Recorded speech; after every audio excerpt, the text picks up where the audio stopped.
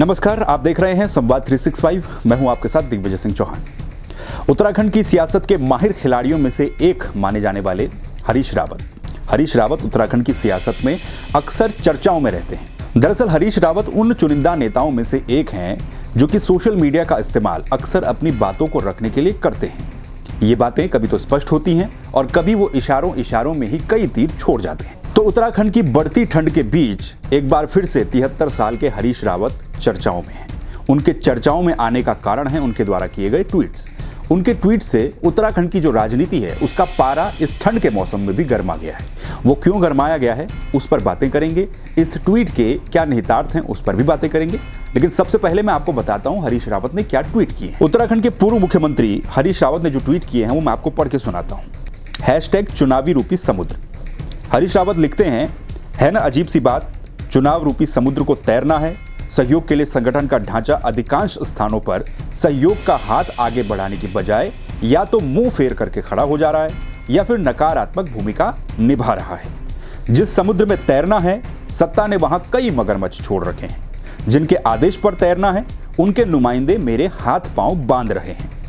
मन में बहुत बार विचार आ रहा है कि हरीश रावत अब बहुत हो गया, बहुत तैर लिए, अब विश्राम का समय है। इस लाइन पर गौर कीजिएगा। एक बार फिर से मैं बताता हूं आपको।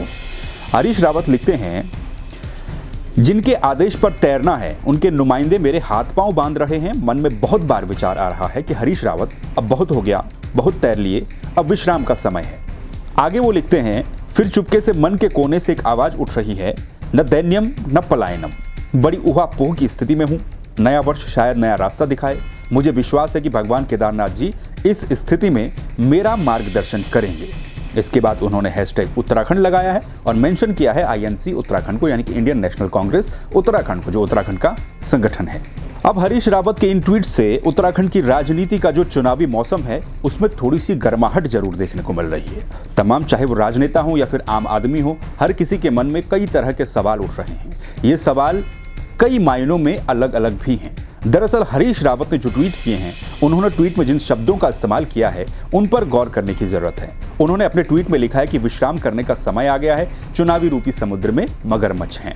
आखिर विश्राम करने से हरीश रावत का क्या मतलब है और चुनाव रूपी समुद्र में वो कौन से मगरमच्छ हैं जो कि हरीश रावत को दिक्कत दे रहे हैं?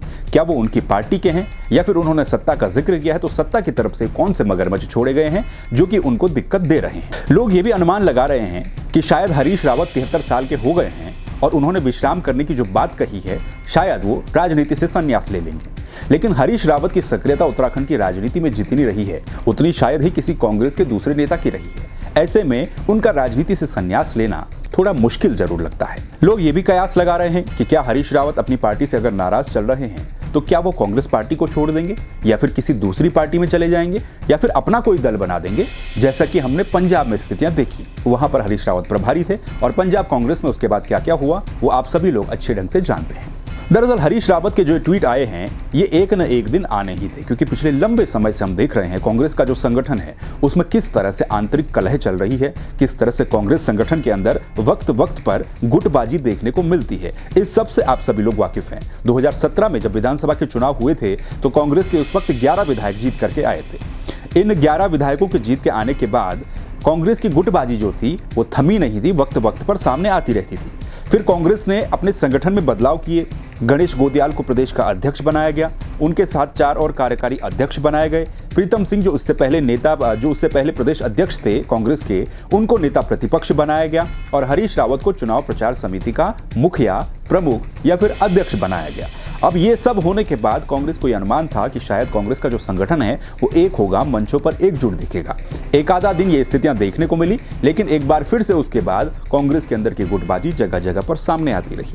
हरीश रावत प्रीतम सिंह के बीच क्या कुछ चला, सोशल मीडिया पर कांग्रेस की रैलियों में वो सब चीजें हमने देखी। हरीश रावत रणजीत रावत के बीच में क्या बातें हैं वो हम सब देखते रहते हैं। कई रैलियों में दोनों के समर्थक आपस में भिड़ जाते हैं। हरीश रावत किशोर उपाध्याय के बीच में सोशल मीडिया पर किस तरह की जंग चलती है वो भी वक्त वक्त पर सामने आता रहता है। लेकिन इस बार हरीश रावत ने जो तंज कसे हैं, जो तीर छोड़े हैं, उनका इशारा आखिर किसकी ओर है? क्या कांग्रेस संगठन उत्तराखंड के जो नेता हैं उनकी तरफ है या फिर कहीं प्रदेश प्रभारी जो देवेंद्र यादव हैं उनकी तरफ? तो हरीश रावत का ये इशारा नहीं है। हरीश रावत के इन ट्वीट्स से यह भी अंदाजा लगाया जा रहा है कि हरीश रावत अपने इन ट्वीट्स के जरिए कांग्रेस के जो प्रदेश प्रभारी हैं देवेंद्र यादव, उनके ऊपर निशाना साधने की कोशिश कर रहे हैं। दरअसल हरीश रावत को कांग्रेस ने अभी भी ऑफिशियली रूप से मुख्यमंत्री पद का चेहरा या फिर कांग्रेस पार्टी का चुनाव के लिए चेहरा घोषित नहीं किया है, ऑफिशियली घोषित नहीं किया है, लेकिन ये तय मान करके चला जा रहा है कि हरीश रावत ही कांग्रेस के चेहरे हैं। अब एक तरफ हरीश रावत वक्त वक्त पर कई मंचों से ये बात कहते हुए जरूर नजर आए हैं कि छोटे प्रदेशों में पार्टी संगठन के साथ साथ व्यक्तिगत चेहरा भी काफी मायने रखता है और व्यक्तिगत चेहरे के आधार पर भी जनता चलना चाहती है।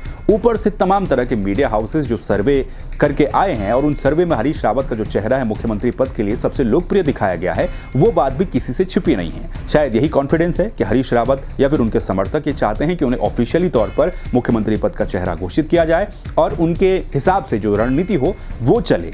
लेकिन इन ट्वीट से हमें यह नजर आता है कि शायद वो बातें नहीं हो पा रही हैं, क्योंकि देवेंद्र यादव दूसरी तरफ कांग्रेस संगठन के सामूहिक नेतृत्व पर विश्वास कर रहे हैं। उनका कहना है कि कांग्रेस पार्टी सामूहिक नेतृत्व के आधार पर चुनाव लड़ेगी। तो क्या ये दोनों के बीच में कम्युनिकेशन गैप का कारण है?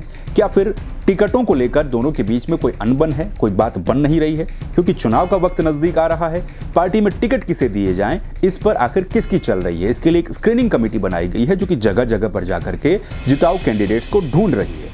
अब ऐसे में क्या हरीश रावत के साथ उनका कोई कम्युनिकेशन हो रहा है या नहीं हो रहा है? क्योंकि हरीश रावत उत्तराखंड कांग्रेस के बहुत बड़े नेता हैं। जाहिर सी बात है टिकट बंटवारे में वो भी चाहेंगे कि जो उनके अपने हैं, जो उनके समर्थक हैं, जो उनके गुट के लोग हैं, उन्हें टिकट दिए जाएं।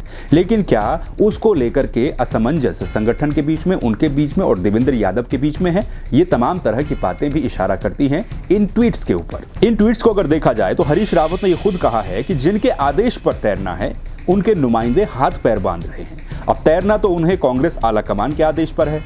कांग्रेस आला कमान के जो नुमाइंदे प्रदेश में हैं वो उनके प्रदेश प्रभारी देवेंद्र यादव हो सकते हैं और देवेंद्र यादव ही सिर्फ वो नुमाइंदे हैं जो उनके हाथ पैर बांध रहे हैं, या फिर उत्तराखंड कांग्रेस के भी कई नेता ऐसे हैं जो कि हरीश रावत के हाथ पैर वक्त वक्त पर बांध दे रहे हैं। क्या चुनाव की जो स्ट्रेटजी है उसमें हरीश रावत की बात को नहीं सुना जा रहा है? फिलहाल जो तमाम ट्वीट्स हरीश रावत के सामने आए हैं ये उसी और इशारा करते हैं। तो चुनाव से पहले उत्तराखंड के पूर्व मुख्यमंत्री हरीश रावत के ट्वीट जो हैं ये कांग्रेस आला कमान और पूरी की पूरी पार्टी के लिए एक चिंता का सबब भी है, क्योंकि जाहिर सी बात है अगर बात यहां से निकली है, हरीश रावत के ट्वीट से बात निकली है, तो ये बात दूर तलक जाएगी, यानी कि आला कमान तलक जाएगी। और आला कमान तक ये बात अगर जाती है तो जाहिर सी बात है इस पर चिंतन मनन किया जाएगा और वक्त बताएगा कि इन ट्वीट्स की गाज आखिर किसके ऊपर गिरती है। कुछ लोग इस हरीश रावत के इन ट्वीट्स को दबाव की पॉलिटिक्स भी करार दे रहे हैं। उनका कहना यह है कि दबाव पॉलिटिक्स का हिस्सा हो सकते हैं। हरीश रावत अपनी बात मनवाने के लिए इस तरह के ट्वीट कर सकते हैं। अब इन सब ट्वीट्स के बाद एक और मजेदार बात जिसने इस पूरी दाल में एक अलग तड़का लगा दिया है, वो तड़का यह है कि इन ट्वीट्स के बाद हरीश रावत ने देर शाम को एक और ट्वीट किया। इस ट्वीट में उन्होंने लिखा है, ट्वीट में तस्वीरें भी कुछ नजर आ रही हैं जिसमें कि यूकेडी के नेता उनसे मुलाकात कर रहे हैं। हरीश रावत ने लिखा है कि यूकेडी के नेता काशी सिंह एरी, पुष्पेश त्रिपाठी समेत तमाम जो यूकेडी के नेता हैं वो उनके आवास पर आए और हरीश रावत से उन्होंने मुलाकात की। अब इस मुलाकात के निहितार्थ क्या हैं ये हरीश रावत जाने। काशी सिंह एरी, पुष्पेश त्रिपाठी समेत यूकेडी के कई नेता उनसे उनके आवास पर जाकर के मिले।